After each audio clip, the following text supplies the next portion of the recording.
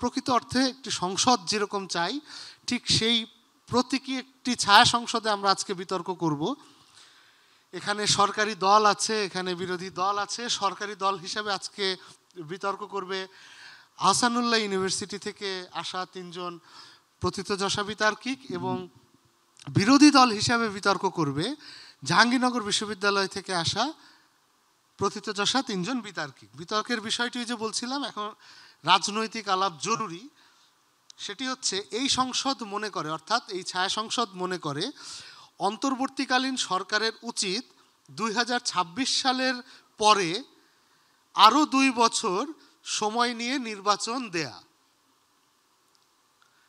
এটি খুবই আলোচিত বিষয় বর্তমানে বাংলাদেশে, যে নির্বাচন কবে হবে, কি হবে। কিছুদিন আগেই মাননীয় প্রধান উপদেষ্টা একটি সময় নিয়ে একটি ইন্ডিকেশন দিয়েছেন, এবং সেই প্রেক্ষিতে আসলে কি হওয়া উচিত 2026 সালের শুরুর দিকে একটি ইন্ডিকেশন দিয়েছেন। তাহলে কি তাদের আরও সময় নেওয়া উচিত, নাকি এর ভেতরেই আসলে নির্বাচন দেওয়া উচিত, সেটি নিয়ে আজকে সংসদে প্রধানমন্ত্রী হিসাবে বিতর্ক করবেন লামিয়া। তারপরে বিরোধী দলীয় নেত্রী হিসাবে জারিন তাসনিম। মাননীয় উপপ্রধানমন্ত্রী হিসাবে আছেন ফাইয়াজ, এবং সরকার দলীয় হুইপ হিসাবে বিতর্ক করবেন সেলিম, এবং বিরোধী দলীয় উপনেতা হিসাবে আছেন অভিষেক শর্মা, এবং হুইপ হিসাবে আছেন ফারহান সাদিক। আমি আর সময় ক্ষেপণ করব না, আমি মাননীয় প্রধানমন্ত্রীকে অনুরোধ করছি সংসদে প্রস্তাবটি উত্থাপন করার জন্য এবং বিতর্কটি শুরু করবার জন্য।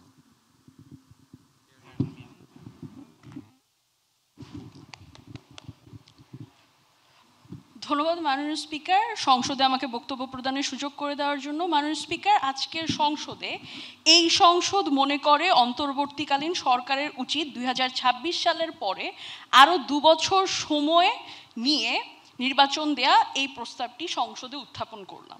মাননীয় স্পিকার, এখানে যে বিষয়টা প্রথমে বোঝা জরুরি সেটা হচ্ছে অন্তর্বর্তীকালীন সরকার কোনো কেয়ারটেকার গভর্নমেন্ট না। সে শুধুমাত্র একটা নির্বাচন দেওয়ার জন্য সে ক্ষমতায় আসেনি বা তাকে জনগণ ক্ষমতায় বসায়নি।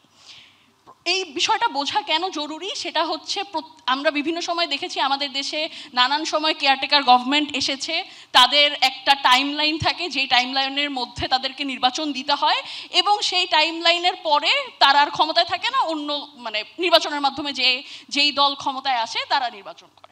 কিন্তু মাননীয় স্পিকার, আজকে যখন আমাদের জুলাই বিপ্লব হয়ে যায় এবং যখন আমাদের অন্তর্বর্তীকালীন সরকারের প্রধান উপদেষ্টা এসে প্রথমেই বলেন যে আমরা আজকে এসেছি জনগণের আশা আকাঙ্ক্ষা পূরণ করবার জন্য, তখন মাননীয় স্পিকার এই বিষয়টা আমাদের কাছে পরিষ্কার হয়ে যায় যে আজকে অন্তর্বর্তীকালীন সরকারের প্রধান দায়িত্ব হচ্ছে এই জনগণের আশা আকাঙ্ক্ষা পূরণ করা। এখন জনগণের আশা আকাঙ্ক্ষা কখনোই নির্বাচনের মধ্যে সীমাবদ্ধ না।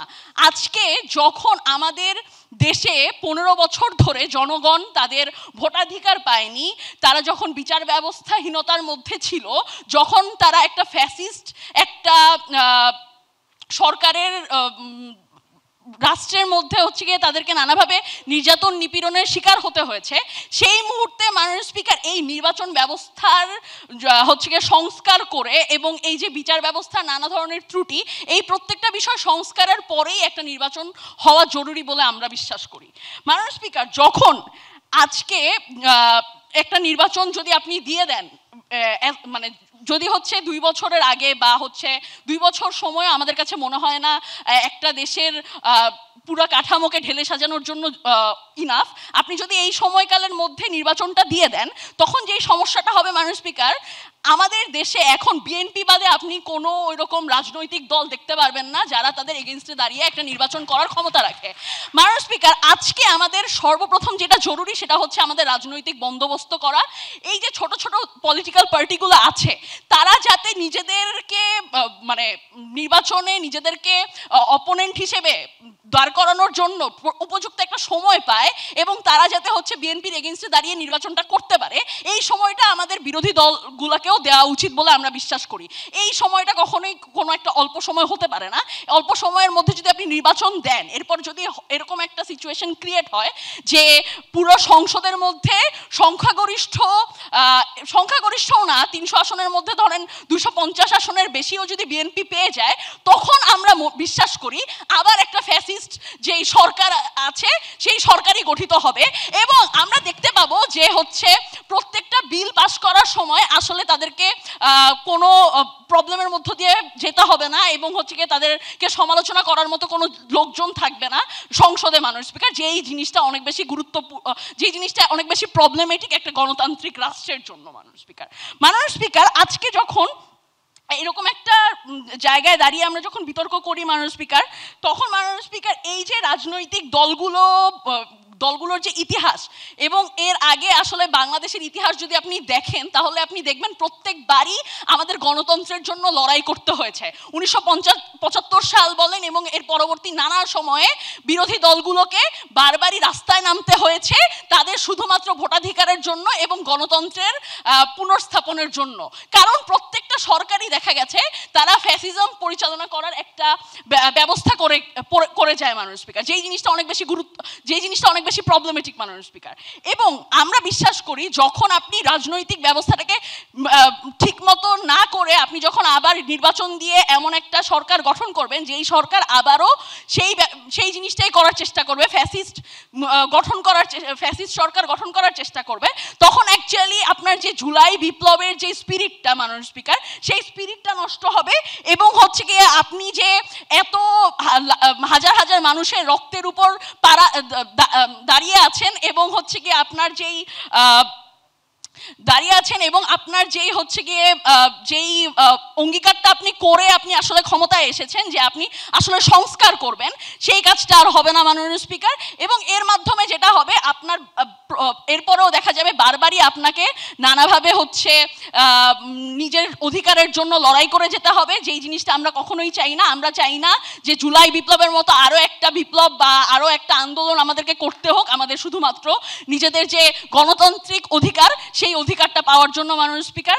তাই আমরা মনে করি আমাদের অন্তর্বর্তীকালীন সরকারের আরও 2026-এর পরে আরও 2 বছর সময় নিয়ে তারপরে নির্বাচন দেওয়া উচিত। ধন্যবাদ মাননীয় স্পিকার। ধন্যবাদ মাননীয় প্রধানমন্ত্রী। সংসদে খুবই সময়োপযোগী একটি প্রস্তাব নিয়ে আলোচনা করবার জন্য আমরা সাধারণ সুনাগরিক হিসেবে গড়ে ওঠার পথে আমরাও চাই না যে বাংলাদেশে আর কখনো ফ্যাসিজম ফেরত আসুক, এবং সেই জায়গাটায় আজ বিরোধী দল কি বলছে সেটি শোনার পালা। প্রথমেই বিরোধী দলীয় নেত্রী, আপনাকে অনুরোধ জানাচ্ছি।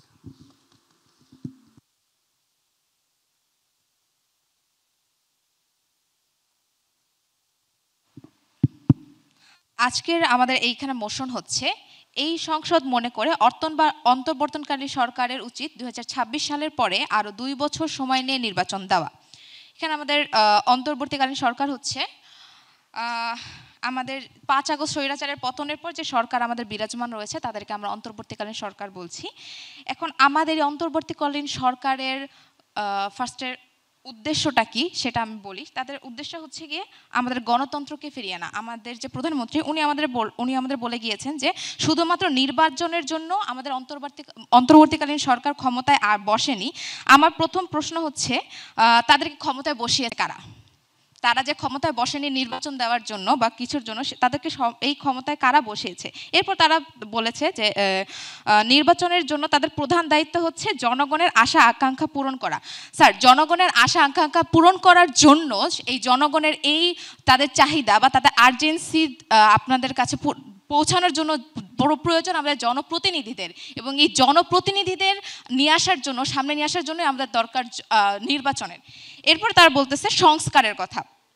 সংস্কার কি? সংস্কার হচ্ছে কি আমাদের 2 রকমের সংস্কার হতে পারে। একটা হচ্ছে হ্যাবিচুয়াল সংস্কার, যেটাতে আমাদের টাইম প্রয়োজন, আর একটা হচ্ছে কিছু টাইম প্রয়োজন না। যেমন আমাদের মেট্রো স্টেশনের সংস্কারের জন্য তেমন একটা টাইম প্রয়োজন হয়নি, কিন্তু হ্যাবিচুয়াল যেই সংস্কারগুলো আছে যেগুলো হচ্ছে গিয়ে যেগুলোর জন্য আরও বেশি আমাদের সময় লাগে। এর মধ্যে আমাদের প্রথম অন্তর্বর্তীকালীন অন্যতম সংস্কারের উদাহরণ হিসেবে আমি যদি বলি, তারা চাচ্ছে যে আমাদের সংবিধানে কিছু চেঞ্জ নিয়ে আসার জন্য। সংবিধানের চেঞ্জ এটা হচ্ছে একটা বড় সময় নিয়ে মানে সময় সাপেক্ষ একটা চেঞ্জ নিয়ে আসা। কিন্তু আমাদের বুঝতে হবে সংস্কার আনার জন্য আমাদের প্রায়োরিটিটা রাখতে হবে কোথায়। প্রায়োরিটিটা যেখানে অন্তর্বর্তীকালীন সরকার মনে করছেন সেইটা, নাকি আমাদের জনগণ কি মনে করতেছে। যেমন আজকে আমাদের জনগণের জন্য আর্জেন্সি হচ্ছে আইন শৃঙ্খলার সুষ্ঠু প্রয়োগ।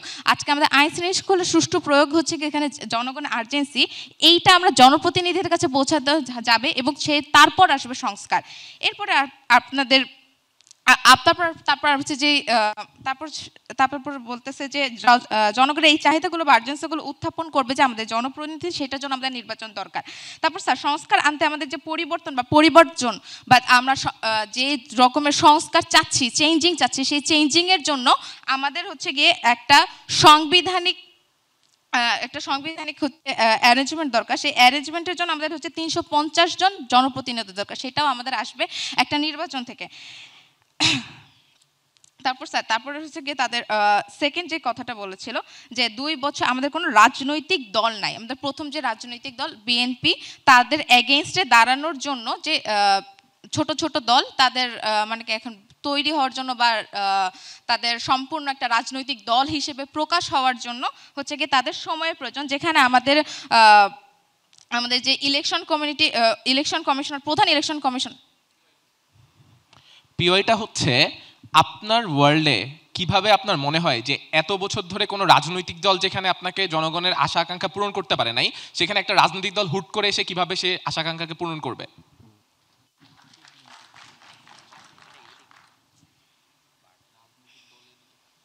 আচ্ছা, জনগণের আশা আকাঙ্ক্ষা পূরণ করার জন্য আমাদের যে জনপ্রতিনিধি দরকার, সেইটার জন্য আমাদের হচ্ছে গিয়ে নির্বাচন প্রয়োজন। আশা করি আপনারা হচ্ছে গিয়ে আপনার প্রশ্নের উত্তরটা পেয়ে গিয়েছেন। তারপর হচ্ছে কি আপনারা বলছেন যে রাজনৈতিক দল, আমি আমার বক্তব্য শেষে যে রাজনৈতিক দলের সামনে আসার জন্য বা তাদেরকে সম্পূর্ণভাবে প্রকাশ করার জন্য হচ্ছে গিয়ে আমাদের আরো সময় দরকার। যেখানে আমাদের অন্তর্বর্তীকালীন প্রধান নির্বাচন কমিশনার বলেছেন যে 1 বছরের মাঝখানে নির্বাচন দেওয়া সম্ভব। যখন তারাই এটা বলে, তখন আপনারা ঠিক 2 বছর সময়ের মাঝখানে কি চেঞ্জ আনবেন বা কি পরিবর্তন আনবেন, যেটার জন্য আপনার প্রয়োজন মানে 2 বছরের দরকার, সেটা আপনারা ক্লিয়ার করে যান নাই। তার থেকে বড় কথা, 2 বছর আপনাদের দেওয়ার পরেও আপনারা যে মানে দেখাবেন, আপনারা যে পরিবর্তন আনবেন বলেন প্রতিশ্রুতি দিয়ে যাচ্ছেন, সেই চেঞ্জিংগুলো না আসলে সেইটার সলিউশন কি? তারপর কি আপনারা আরও বেশি সময় নেবেন?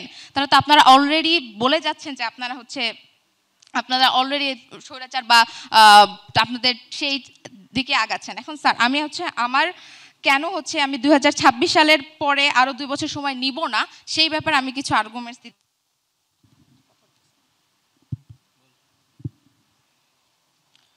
আমার প্রথম হচ্ছে গিয়ে গণতান্ত্রিক নীতিমালার প্রতি হুমকি। যদি আমাদের নির্বাচন দেরি করা মানে স্যার হচ্ছে জনগণের গণতান্ত্রিক অধিকার হরণ করা। কেননা নিজেদের যে প্রতিনিধি নির্বাচন করা হচ্ছে জনগণের অধিকার।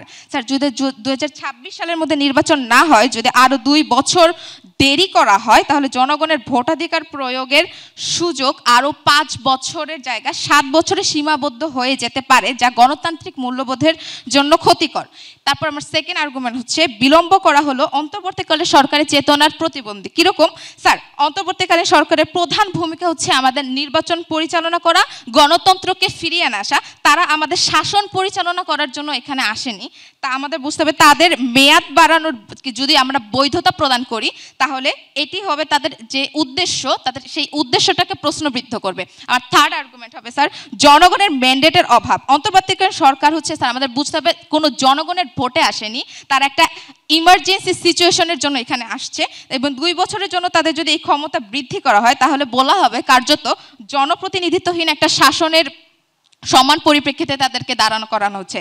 এরপরে আমরা যদি বলি রাজনৈতিক। আপনার সময় শেষ মাননীয় বিরোধী দলীয় নেত্রী, আপনি ধন্যবাদ দিয়ে শেষ করুন। আচ্ছা, এই ক্ষেত্রে আমি বলবো স্যার, এই জন্য হচ্ছে কি আমি আমার আর্গুমেন্টসগুলোর জন্য আমার হচ্ছে কি অন্তর্বর্তী সরকারের উচিত 2026 সালের মধ্যেই আমাদের নির্বাচনটা দিয়ে দেওয়া। ধন্যবাদ মাননীয় বিরোধী দলীয় নেত্রী আপনাকে। এবং আমি সংসদে উপস্থিত সকল সংসদ সদস্যকে অনুরোধ করব সময়ের বিষয়ে একটু সচেতন থাকবার। এ পর্যায়ে সরকার দলের কাছে আমি আবার চলে যাচ্ছি। মাননীয় উপপ্রধানমন্ত্রী।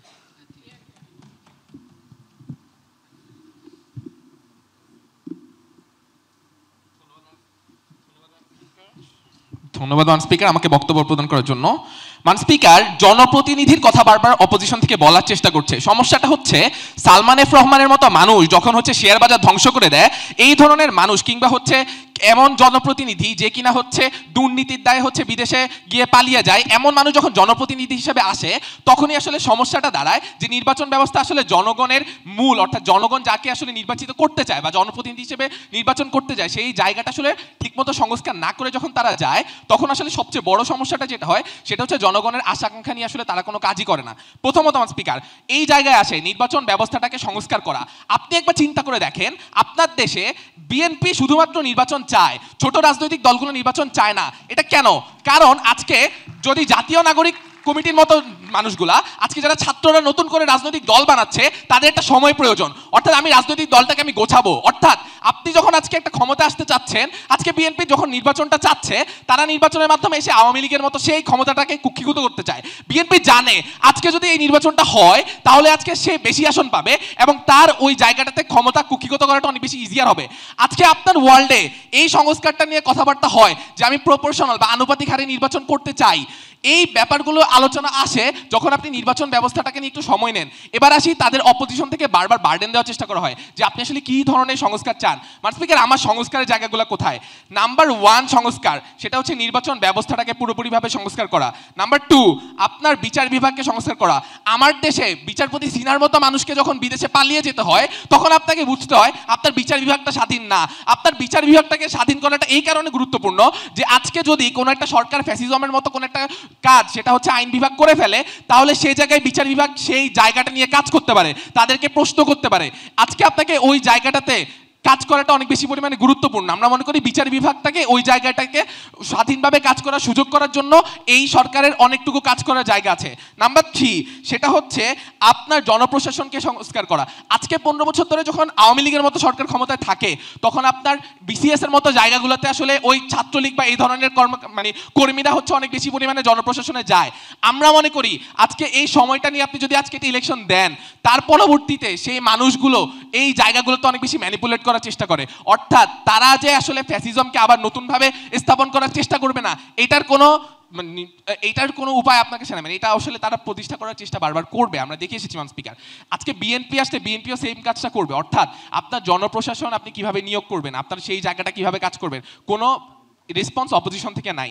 নাম্বার 4, সেটা হচ্ছে সবচাইতে ইম্পর্টেন্ট, আপনার সংবিধানটাকে সংস্কার করা। মান স্পিকার, আপনার সংবিধানের মধ্যে আপনি এখনো শিওরই না যে আপনি আসলে কিভাবে আপনার দেশটাকে পরিচালনা করবেন। আমরা মনে করি এই জায়গাটাতে সংবিধানটাকে সংস্কার করাটা এই কারণে গুরুত্বপূর্ণ যে আপনার ওয়ার্ল্ডে আবার যাতে আপনার দেশের মধ্যে কোনোভাবে কোনো একটা রাজনৈতিক দল আবার ফ্যাসিজম কাজিং করতে না পারে। অর্থাৎ আপনার সংবিধানের সংশোধনীটা আসলে সেভাবে আসা দরকার।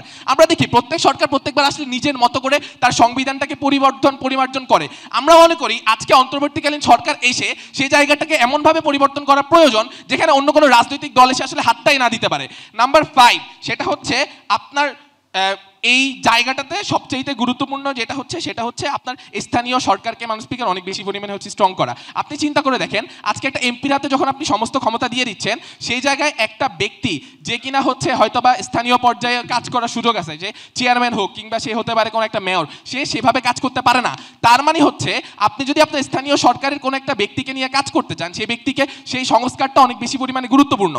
এবার আসি মান স্পিকার, তারা প্রশ্ন করার চেষ্টা করে যে আসলে এই 2 বছরটা কি আসলে হবে। আমরা মনে করি মান স্পিকার, আপনি যদি আজকে ইলেকশনটা দেন, এই ইলেকশনটা দেওয়ার পর বিএনপি যদি বা এই বড় কোনো রাজনৈতিক দল যদি ক্ষমতায় আসে, তারা আসলে যে কাজটা করার চেষ্টা করবে সেটা হচ্ছে তারা পুলিশের মতো জায়গাগুলোর মধ্যে আমরা দেখি যে দমন নিপীড়ন করার চেষ্টা করে। আপনি একটা পুলিশ ফোর্সকে এখন পর্যন্ত সংস্কার না করে কিভাবে একটা ইলেকশন দিবেন? কোনো রেসপন্স অপোজিশন থেকে নাই। অর্থাৎ আজকে একটা পুলিশ, সে যদি মান স্পিকার আপনি সংস্কার না করে যদি আবার বিএনপি ক্ষমতায় এসে তার মতো করে একটা পুলিশ ফোর্স গঠন করে ফেলে, ওই একটা টাইমে আমরা মনে করি সেই রাজনৈতিক দলগুলোর জন্য কাজ করাটা অনেক বেশি পরিমাণে কঠিন হয়ে যাবে। আমরা মনে করি ওই জায়গাটাতে যে কোনো ছোট রাজনৈতিক দল কখনো টিকে থাকতেই পারবে না মান স্পিকার। এই ছোট রাজনৈতিক দলগুলোকে টিকে থাকার জন্য অর্থাৎ ইম্প্যাক্ট অ্যানালাইসিস আমরা দেখাই যে 1, আপনার কাছে আপনার ছোট রাজনৈতিক দলগুলো টিকে থাকে। নাম্বার 2, আপনার বিচার বিভাগ শক্তিশালী হয়। নাম্বার 4, আপনার দেশে আন্তর্জাতিক রিকগনিশনের মতো ব্যাপারগুলো অনেক বেশি পরিমাণে ইজিয়ার হয়। অর্থাৎ আজকে ইউনূস সরকারের যে আন্তর্জাতিক রিকগনিশনটা আছে, সেই জায়গায় সে আসলে তারা এসে প্রশ্ন করার চেষ্টা করে যে আপনাদেরকে কারা বসিয়েছে। মানে স্পিকার, আজকে ইউনূস সরকার নিজে বসে নাই, আজকে সবগুলো রাজনৈতিক দল একসাথে বসে তারা ঠিক করছে যে তারা একটা অন্তর্বর্তীকালীন সরকার দিবে, এবং এই জায়গাটার মধ্যে কিন্তু যখন প্রধানমন্ত্রী শেখ হাসিনা চলে যায় তার পরবর্তীতে এই রাজনৈতিক দলগুলো মিলে বসে এটা ঠিক করে। তার মানে আমরা মনে করি পুরো ব্যবস্থার মধ্যে আপনাকে আসলে নির্বাচনী ব্যবস্থাটাকে ঠিক করতে হলে আপনাকে সময় নিয়ে আপনার সংস্কারটা অনেক বেশি পরিমাণে গুরুত্বপূর্ণ। ধন্যবাদ স্পিকার, ধন্যবাদ সবাইকে।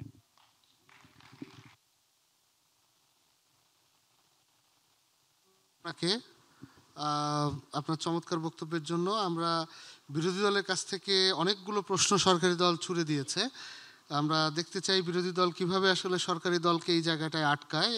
বক্তব্য রাখবেন বিরোধী দলীয় উপনেতা অভিষেক শর্মা।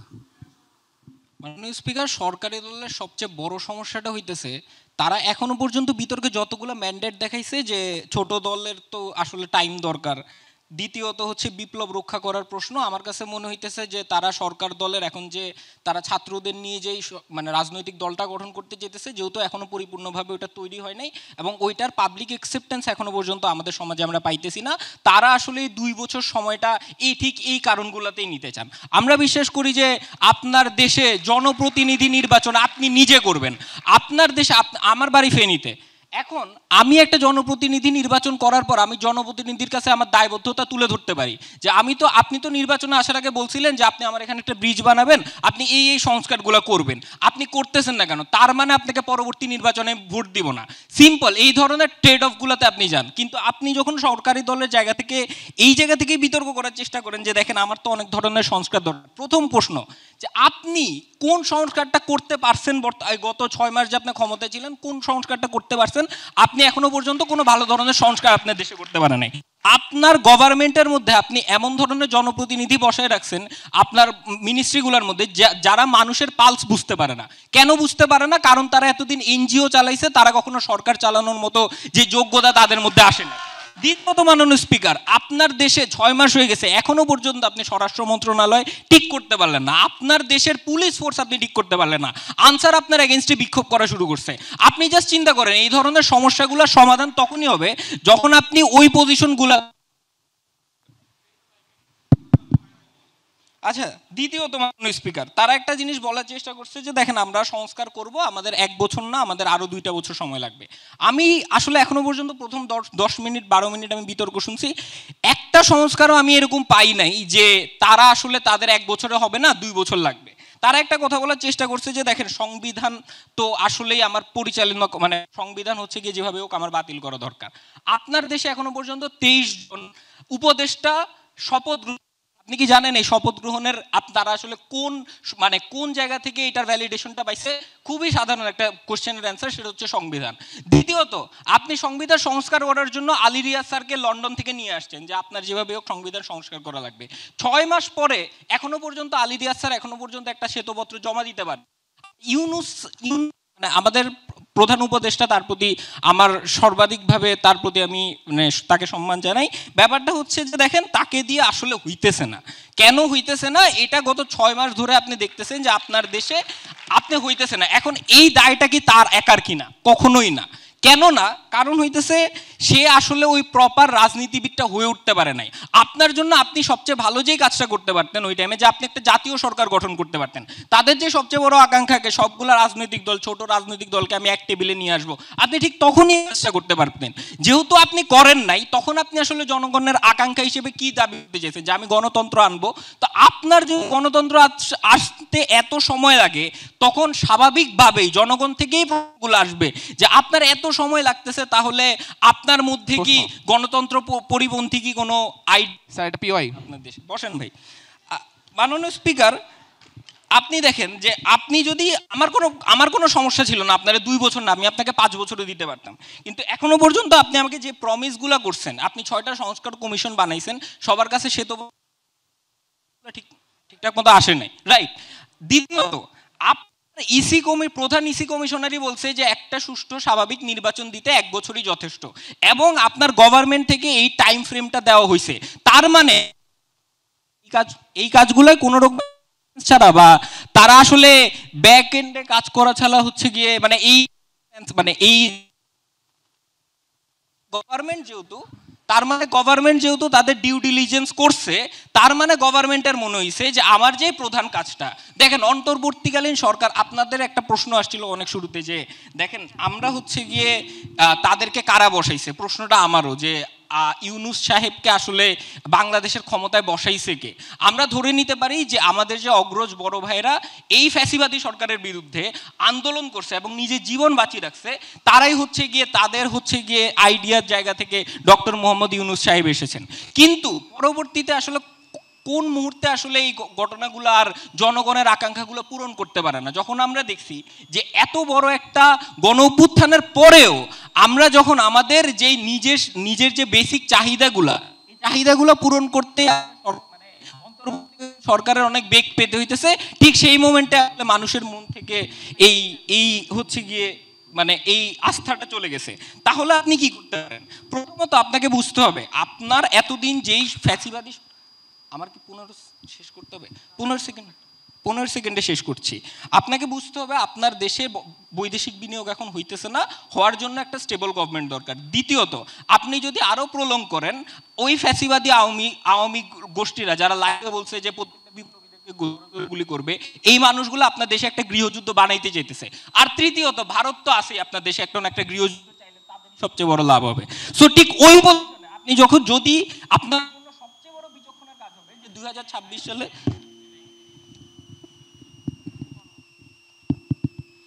আচ্ছা, আপনার জন্য সবচেয়ে বড় বিচক্ষণের কাজ এখন এটাই হবে যে আপনি আপনার দায়িত্ব সঠিকভাবে পালন করে আপনি একটা গুড ইমেজ নিয়ে আপনি হচ্ছে সরকারটা ছাড়বেন এবং জনপ্রতিনিধিদের হাতে ক্ষমতা হস্তান্তর করবেন। এখন জনগণ কাকে নির্বাচন করবে তার এলাকায় ভোট দিয়ে, এটা জনগণের কাজ। এটার কারণে বিএনপি আসলো নাকি জাতীয় কমিটি আসলো নাকি জামাতে ইসলাম আসলো, এটা আপনার দেখার বিষয় না। আপনার কাজ হচ্ছে একটা নির্বাচন প্রতিষ্ঠা করে দেওয়া, আপনার কাজ শাসন করা। এটা হচ্ছে আপনার ক্লিয়ার থাকতে হবে গভর্নমেন্টের আজকে যেই জায়গাটায় সবচেয়ে বড় প্রবলেম। ধন্যবাদ।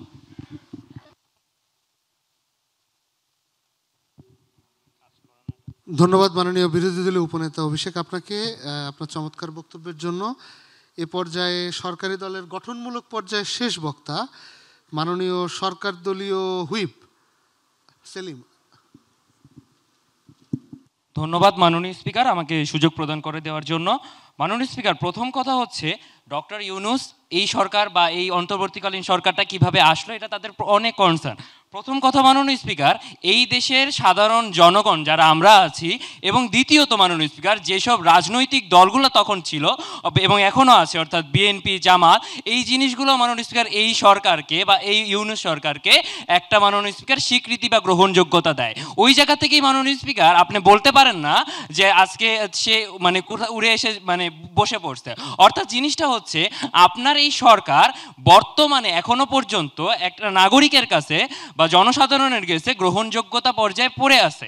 দ্বিতীয় জিনিস হচ্ছে মাননীয় স্পিকার, আপনি আজকে এই জুলাইয়ের আগ পর্যন্ত যখন আওয়ামী লীগ সরকার ছিল, তখন আওয়ামী লীগ সরকারের কোনো একটা নীতিবিরোধী কাজের বিরুদ্ধে পোস্ট করতে বা কথা বলতে আপনি ভয় পাইতেন।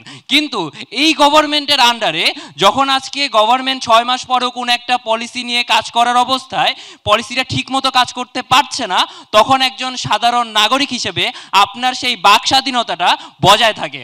অর্থাৎ আপনি এখানে কথা বলতে পারেন বা সমালোচনা করতে পারেন, যেটা হচ্ছে এই সরকারের একটা প্লাস পয়েন্ট। জিনিসটা হচ্ছে মাননীয় স্পিকার, তারা আরও বলে যায় যে জাতীয় ঐক্য একটা সরকার গঠন করবে। প্রশ্নটা হচ্ছে জাতীয় ঐক্য সরকার যখন গঠন করবে তখন আপনি বাম দল এবং সেই সাথে জামাতকে একই টেবিলে কিভাবে বসাবেন? কারণ একজন এলজিবিটিকিউ নিয়ে কাজ করতে চাবে, আরেকজন চাবে না। অর্থাৎ আপনার যে ক্ল্যাশ পয়েন্টটা নিয়ে আপনি কথা বলতেছেন, সেই ক্ল্যাশ পয়েন্টটা আপনার ওইখানেই থাকে, নিচ্ছি না।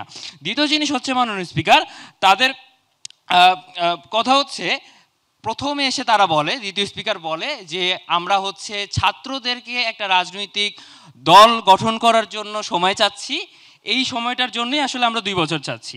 মাননীয় স্পিকার, না, আমরা মনে করি আপনি যখন আসলে এই অন্তর্বর্তীকালীন সরকার হিসেবে এখানে আসছেন, তখন আপনার প্রাইমারি কিছু গোল থাকে। নাম্বার 1, এই যে মোটোটা, অর্থাৎ জুলাই বিপ্লবের মোটোটা যে দেশের একটা সংস্কার তৈরি করা, দ্বিতীয়ত মাননীয় স্পিকার নির্বাচন সুষ্ঠু ব্যবস্থাপনা তৈরি করা, তৃতীয়ত মাননীয় স্পিকার রাজনৈতিক দলগুলো, অর্থাৎ আজকে খুবই কমপ্লিটলি এটা বলে দেওয়া যায় যে আজকে এখন যদি নির্বাচন হয়, এই বিএনপি ব্যতীত 151-র বেশি আসন আপনার সংখ্যাগরিষ্ঠভাবে জিতাটা অন্য কোনো দলের পক্ষে সম্ভব না। তার মানে জনগণের কাছে কিন্তু বাই অল্টারনেটিভভাবে একটাই অপশন থাকতেছে দিন শেষে। এখানে আমরা বিশ্বাস করি আপনি যখন রাজনৈতিক দল আরও বাড়ানোর মতো যে নতুন ধরনের বিভিন্ন আইডিয়া নিয়ে, বাস্তবায়নভাবে চিন্তাভাবনা নিয়ে বা যুগের সাথে তাল মিলে আরও বিভিন্ন ধরনের জিনিসপাতি নিয়ে চিন্তাভাবনা করে যখন দলগুলো গঠন হবে, ওই দলগুলো গঠন করার জন্য, তাদের স্ট্রাকচারাল ডেভেলপ করার জন্য তাদের আপনার সময় দেওয়াটা গুরুত্বপূর্ণ। কারণ আপনি সেই আপনার অন্তর্বর্তীকালীন সরকার হিসেবে এই জায়গাটা চিন্তা ভাবনা করা আপনার দরকার। তৃতীয় জিনিস হচ্ছে জনপ্রশাসনের কথা, স্থানীয় সরকার, বিচার ব্যবস্থা। আজকে আপনি চিন্তা করেন গত পিলখানা হত্যা মামলা এখনও আছে, 7 খুনের হত্যা মামলাগুলো আছে, এবং আওয়ামী লীগপন্থী হিসেবে যারা বিভিন্ন ধরনের কাজকর্মগুলো করে গেছিল বা অপরাধগুলো করে গেছিল, সেই জিনিসগুলোর কোনো বিচার হইতো না, বিকজ অফ এখানে হচ্ছে আপনার দলীয়করণ ছিল, অর্থাৎ বিচার ব্যবস্থাটা স্বাধীন ছিল না। সেই বিচার ব্যবস্থাটাতেও আপনি আইডিওলজিক্যালি এবং স্ট্রাকচারভাবে যদি আপনি ঠিক না করেন, আমরা বিশ্বাস করি এই অন্তর্বর্তীকালীন সরকার হিসেবে যে আপনার ইন্ট্রোডাকশনটা ছিল বা আপনি যে আপনি জনগণের সাথে কমিটমেন্টটা ছিল, সেই কমিটমেন্টটা ফল করে। আপনার কমিটমেন্টটাকে ঠিক রাখার জন্য আপনার 2 বছর দরকার, কারণ এই 2 বছর ক্যালকুলেশনে আপনি বিশ্বাস করেন এই জিনিসগুলো পরিবর্তন আনা সম্ভব। এবং তৃতীয়ত হচ্ছে মাননীয় স্পিকার, আপনার বাক স্বাধীনতার একটা কালচার, অর্থাৎ আজকে যে আমরা এরকম ঘুমটি মেরে বসে থাকি, এই কালচারটা বের হওয়ার জন্য আপনার মানুষদেরকে এই আপনার সিস্টেমের মধ্যে আনাটা খুব বেশি দরকার। তার মানে আজকে আপনি জিনিস চিন্তা করেন, জনপ্রতিনিধির কথা যেটা বললো, আজকেও মাননীয় স্পিকার আমরা দেখতে পারি ছাত্র দলের চাঁদাবাজি থেকে শুরু করে এবং বিএনপির মানে প্রিভিয়াসলি হাওয়া ভবনের মতো রেকর্ড আছে। অর্থাৎ এই যে একটা আপনার যারা 2001 থেকে এখন পর্যন্ত আছে, তারা মোটামুটি এই 2 সরকারের বিভিন্ন অপকর্ম এবং বিভিন্ন হচ্ছে আপনার ভিকটিম তারা মানে সেজে এসেছে। অর্থাৎ আপনার জনগণও এই মুহূর্তে কোনো নির্বাচনে যে কোনো এরকম গভর্নমেন্ট আনতে চাচ্ছে না, যার কারণে তার পূর্ববর্তী যেই কনসিকুয়েন্সগুলো সে মানে পেয়েছে সেটা পরবর্তীতে আবার পাবে। অর্থাৎ এই জন্য আপনার এই বর্তমান সময়টাতে এই সময়টুকু দরকার যখন আপনি এই জিনিসগুলো নিয়ে কাজ করতে পারবেন। আপনার উপদেষ্টা মহলে পরিবর্তন দরকার হলে পরিবর্তন করবেন। জিনিসটা আপনার জন্য চ্যালেঞ্জিং, জিনিসটা আপনার জন্য নতুন, এই জিনিসটার জন্য আপনার এই জিনিসটার জন্য আমাদের সময় প্রয়োজন। ধন্যবাদ।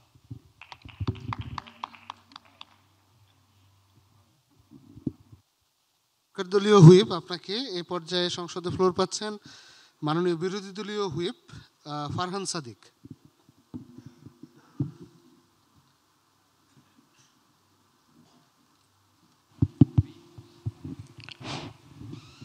আচ্ছা, am I audible?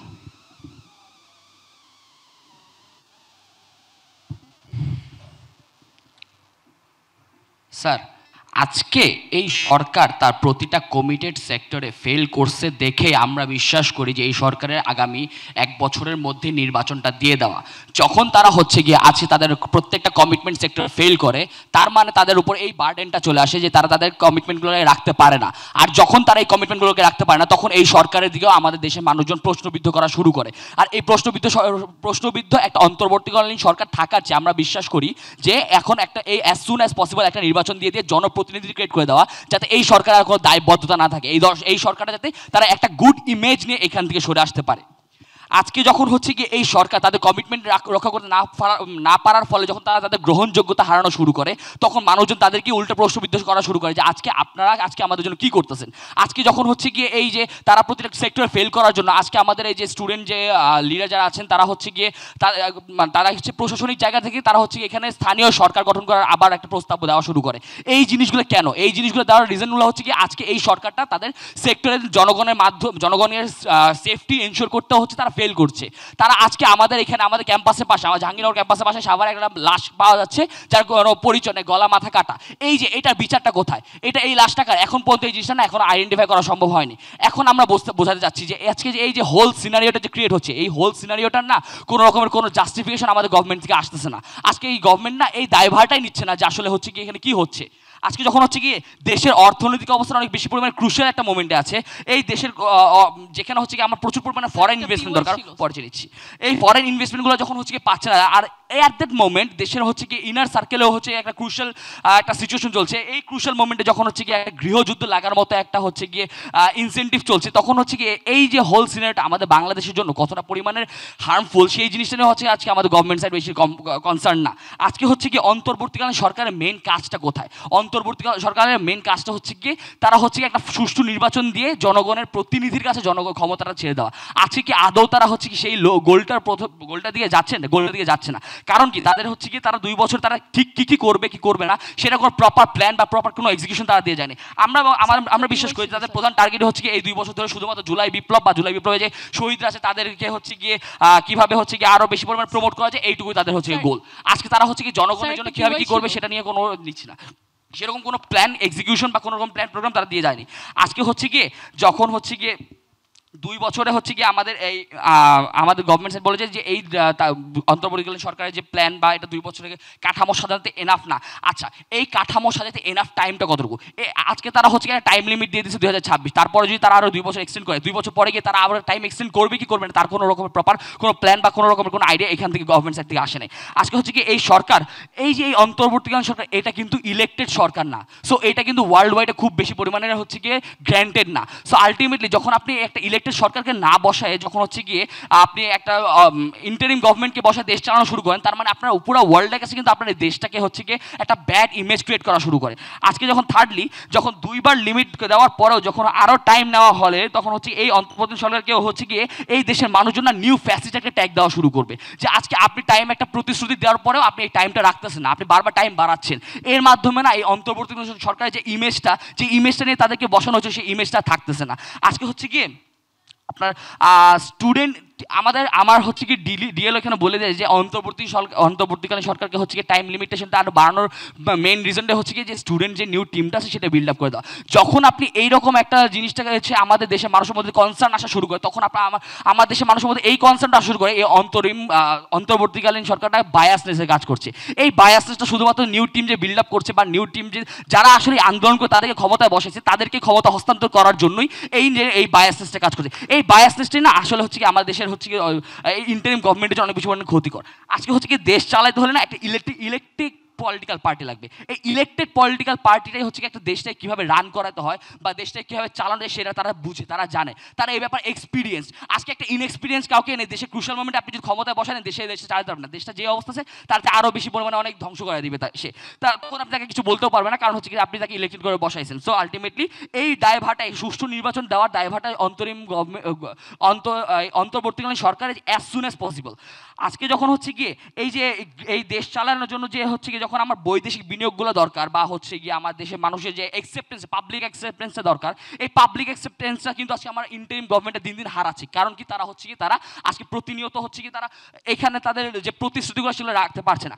আজকে যখন হচ্ছে কি আপনি 2026 সাল পর্যন্ত টাইম লিমিট দেওয়ার পরেও এই যে পলিটিক্যাল পার্টিগুলো কিন্তু প্রতিনিয়ত তাদেরকে অ্যাকসেপ্ট করতেছে না। কারণ কি পলিটিক্যাল পার্টিগুলো এখন চায়, সব পলিটিক্যাল পার্টি চায় অ্যাজ সুন অ্যাজ পসিবল তারা হচ্ছে কি ইলেকশনটা দিয়ে দিতে। যখন তারা হচ্ছে ইলেকশনটা দিয়ে দিবে তখন তারা হচ্ছে তারা তাদের যে সকল কাজগুলো আছে তারা যে প্রতিশ্রুতিগুলো আছে সেই জিনিসগুলো দিতে পারে। এই অন্তর্বর্তীকালীন সরকার কিন্তু জানে না আজকে আমার গ্রামে আমার একটা এলাকায় কি হচ্ছে না হচ্ছে। আজকে এই প্রবলেমগুলো একটা রুট লেভেল প্রবলেমগুলো সলিউশন করার জন্য কিন্তু আজকে আমাদের একদম রুট লেভেল থেকে ইলেক্টেড প্রতিনিধি দরকার। এই জন্য আমরা বিশ্বাস করি যে এই সংসদ মনে করেন অন্তর্বর্তীকালীন সরকার উচিত 2026 সালের পর আরো 2 বছর সময় নির্বাচন না দেওয়া। ধন্যবাদ। ধন্যবাদ মাননীয় বিরোধী দলীয় হুইপ ফারহান সাদিক আপনাকে। এর মধ্য দিয়ে সংসদে গঠনমূলক পর্ব শেষ হলো। অর্থাৎ যে প্রস্তাব সরকারি দল আজ সংসদে উত্থাপন করলো, এই সংসদ মনে করে অন্তর্বর্তীকালীন সরকারের উচিত 2026 সালের পরে আরও 2 বছর সময় নিয়ে নির্বাচন দেয়া। সরকারি দল এবং বিরোধী দল তাদের পক্ষে এবং তাদের বিপক্ষে প্রস্তাবের নানা ধরনের যুক্তি উত্থাপন করলেন। এখন যুক্তি খণ্ডনের পালা। প্রথমেই ফ্লোর পাচ্ছেন বিরোধী দল।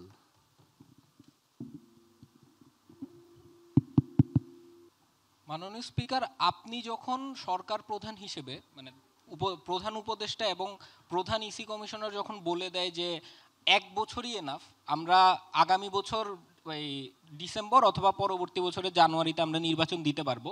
ঠিক এরপরে যখন আপনি আরও 2টা বছর সময় চান, তখন আপনাকে ক্লিয়ার কিছু সেক্টর দেখাইতে হয় যে এই সেক্টরে এই উন্নয়নগুলো বা এই সংস্কারগুলো করা এই 1 বছরে সম্ভব না। তো আপনি যখন সরকারের জায়গা থেকে একবার বলেন যে আমি 2025 সালের ডিসেম্বরের মধ্যে আপনার নির্বাচন দিতে পারবো, আরেকবার বলবেন যে না আমার আরও 2 বছর লাগবে, তাহলে আপনাকে জনগণের কাছে প্রমাণ করতে হবে যে আপনি আসলে ঠিক কোন কোন জায়গায় সংস্কারগুলো চান এবং কোন কোন জায়গায় সংস্কারগুলো 1 বছরে সম্ভব না। যদি সম্ভব না হইতো তাহলে আপনি ইন দ্য ফার্স্ট প্লেস কেনই বলছেন 2026 সালে আপনি নির্বাচন দিবেন?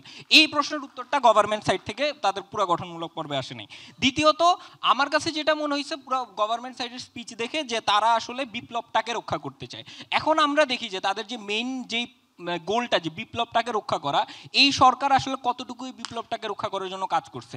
বিপ্লবকে রক্ষা করার জন্য আপনি সবার আগে যে কাজটা করবেন সেটা হচ্ছে শহীদদের একটা তালিকা করা, শহীদদের পুনর্বাসন করা এবং শহীদরা কি মানে ঠিকমতো চিকিৎসাগুলো পাইতেছে কিনা সেই জিনিসটাকে আপনি মানে টেক কেয়ার করা।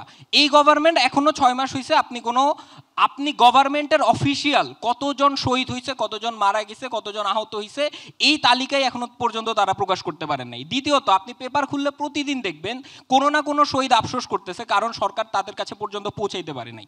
তৃতীয়ত, আপনি দেখবেন যে এই শহীদদের পরিবারের লোকজনেরা তারাও এখন সরকারের প্রতি ওই জায়গায় আস্থাটা রাখতে পারতেছে না। মাননীয় স্পিকার, তাহলে সমস্যাটা কোথায়? সমস্যাটা হইতেছে যে আপনি যে বিপ্লব রক্ষা করতে যেতেছেন এই 6 মাসে আপনি আপনার যে একেবারে প্রাইমারি বেবি স্টেপ শহীদদের নিয়ে কাজ করা, এটাই আপনি করতে পারেন নাই। ঠিক ওই জায়গায় জনগণের জায়গা থেকে আমি আপনার প্রতি আস্থা রাখতে পারি না। 2 নম্বর, মাননীয় স্পিকার, তারা আসলে বলার চেষ্টা করতেছে দেখেন এর বাইরেও একটা বড় জায়গা আছে, সেটা হচ্ছে সংবিধান নিয়ে কাজ করা। এরপরে তারা সংবিধানের 15তম অ্যামেন্ডমেন্ট কিছুদিন আগে বাতিল করলো। আমার প্রশ্ন হইতেছে যে আপনি আসলে কি করতে চান? আপনি আপনার জনপ্রতিনিধিদের উপদেষ্টাদের সংবিধানের আন্ডারে হচ্ছে গিয়ে শপথ নেওয়া হইতেছেন। আপনি মানে উপদেষ্টাও কিছুদিন আগে শপথ নিল সেম সংবিধানের আন্ডারে। আপনি প্রেসিডেন্টও বসায় রাখতেছেন। 6 মাস হয়ে গেছে, এখনো পর্যন্ত আপনি সংবিধান বাতিল করেন নাই। আর এই মুহূর্তে এসে যখন আপনি বলতেছেন যে আমি 2026 সালে নির্বাচন দিব, তার মানে কি? তার মানে আপনি সংবিধান অনুযায়ী নির্বাচন দিবেন, তার ঠিক আগে আপনি 15তম অ্যামেন্ডমেন্টটা বাতিল করে আপনি অন্তর্বর্তী সরকারকে বৈধতা দান করছেন। তার মানে আমরা বিশ্বাস করে নিতে পারি আপনি আপাতত আপনার ইমেজ বাঁচানোর জন্য সবাইটাকে নির্বাচন দিয়ে তাড়াতাড়ি আপনি একটা গুডউইল নিয়ে বাইরে হতে যেতেছেন। এখন দেখেন এই গুডউইলটা কেন অন্তর্বর্তীকালীন সরকারেরই দরকার নিজের স্বার্থে এই নির্বাচনটা আগামী 1 বছরের মধ্যে দিয়ে দেওয়া। প্রথমত, রাজনৈতিক অস্থিতিশীলতার কারণে আপনার দেশের অর্থনৈতিক অবস্থা দিন দিন ভঙ্গুর অবস্থায় পড়ে যেতেছে। আপনার দেশে বিদেশি বিনিয়োগ আসতেছে না। আপনি আপনার সবচেয়ে বড় প্রতিবেশী রাষ্ট্রের সাথে এখনো পর্যন্ত কোনো সমঝোতায় আসতে পারেন নাই। ওই রাষ্ট্র আপনার এই গণ অভ্যুত্থানকে এখনো পর্যন্ত 15 সেকেন্ড ওই দল আপনাকে এখনো পর্যন্ত স্বীকৃতি দিতে পারতেছে না। এর বাইরেও আপনি স্থানীয় সরকারে আপনি বলছেন জনপ্রতিনিধি বসাবেন, সার্জিস আলম হাসনাত আবদুল্লাহ গিয়ে বলছে যে না জনপ্রতিনিধি না, আপনি বলছেন যে প্রশাসনিক লোক দিয়ে আমি স্থানীয় সরকারে কাজ করাবো। হাসনাত আবদুল্লাহ সার্জিস আলম গিয়ে বলছে যে না আমরা আসলে চাই ইউনিয়ন পর্যায়ের চেয়ারম্যান ওরাই আবার বসুক এই রাস্তায়। তার মানে আপনি বিপ্লব রক্ষা করবেন, বিপ্লব যেই মানুষেরা বিপ্লব করছে তাদের সাথে আপনি ফান্ডামেন্টাল একটা জায়গায় আপনার ক্ল্যাশ লেগে যেতেছে। এই ক্ল্যাশগুলো যাতে পরবর্তীতে ভবিষ্যতে আর না লাগে এবং আপনি যদি একটা গুড ইমেজ নিয়ে বের হইতে পারেন, আমার কাছে মনে হয় অন্তর্বর্তীকালীন সরকার হিসেবে আপনি এখন আপনার নিজের ভালোর জন্যই 1 বছরের মধ্যে নির্বাচনটা দিয়ে আপনি একটা উজ্জ্বল দৃষ্টান্ত স্থাপন করেন যে কিভাবে একটা সুস্থ স্বাভাবিক নির্বাচন বাংলাদেশে হওয়া যায়, যাতে আমরা সবাই ভোট দিতে পারি, নিজের জনপ্রতিনিধি হচ্ছে গিয়ে মানে সিলেক্ট করতে পারি। ধন্যবাদ। ধন্যবাদ মাননীয় বিরোধী দলীয় উপনেতা আপনাকে আপনার দল থেকে সমাপনী বক্তব্য দেওয়ার জন্য। এ পর্যায়ে সরকারি দলের যুক্তিখণ্ডন এবং সমাপনী বক্তব্য রাখবেন উপপ্রধানমন্ত্রী।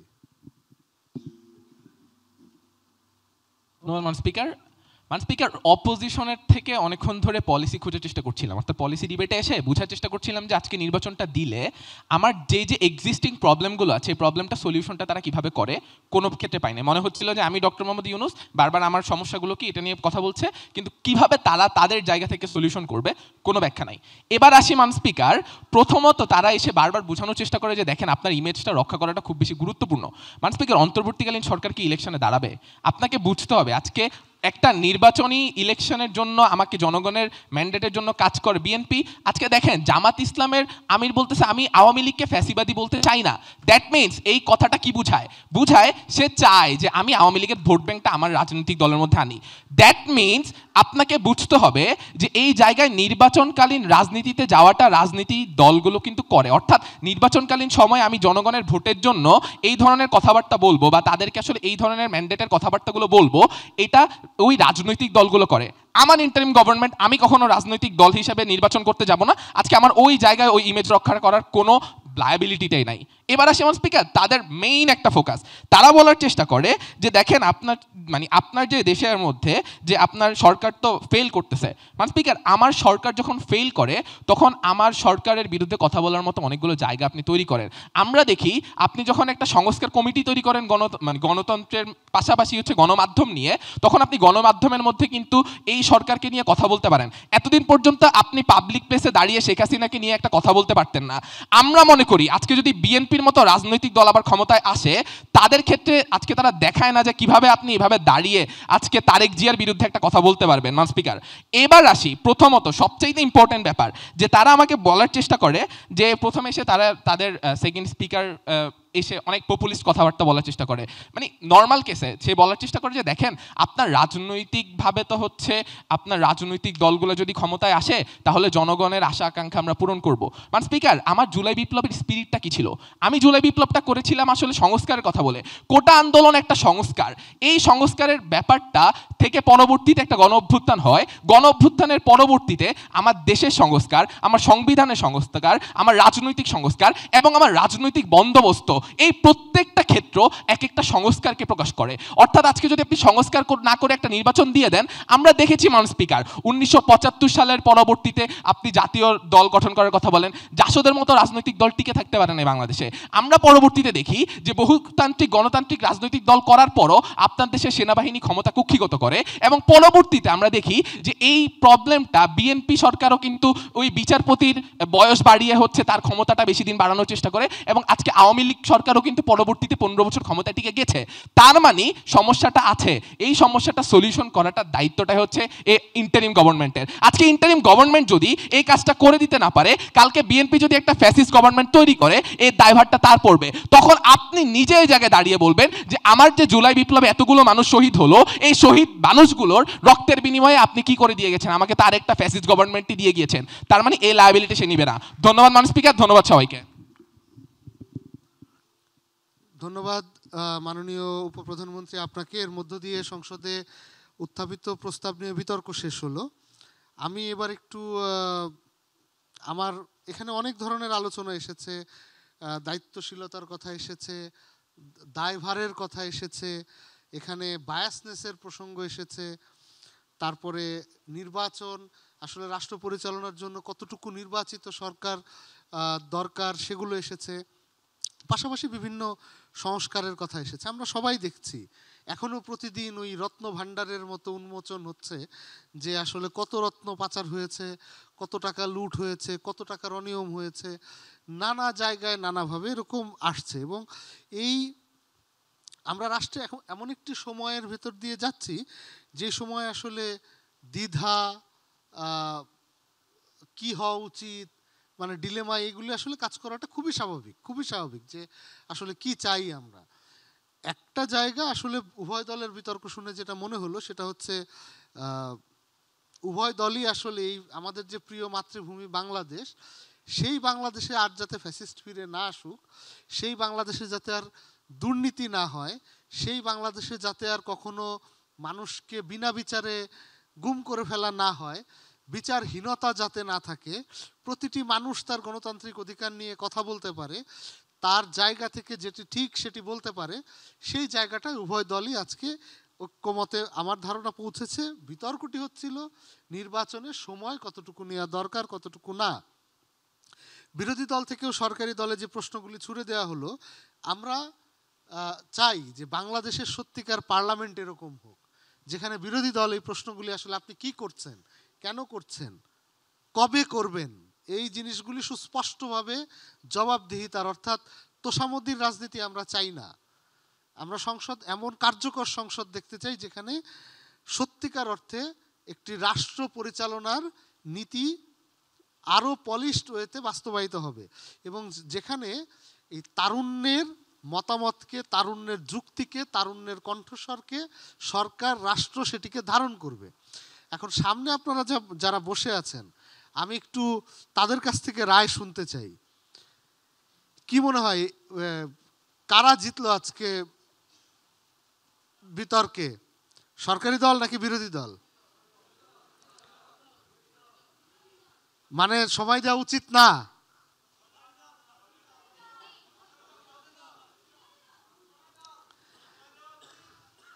যাক, আমার ধারণা, আপনাদেরকে প্রথমেই ধন্যবাদ যে অলরেডি লাঞ্চের সময় পার করে আমরা বিকালের নাস্তার দিকে আছি।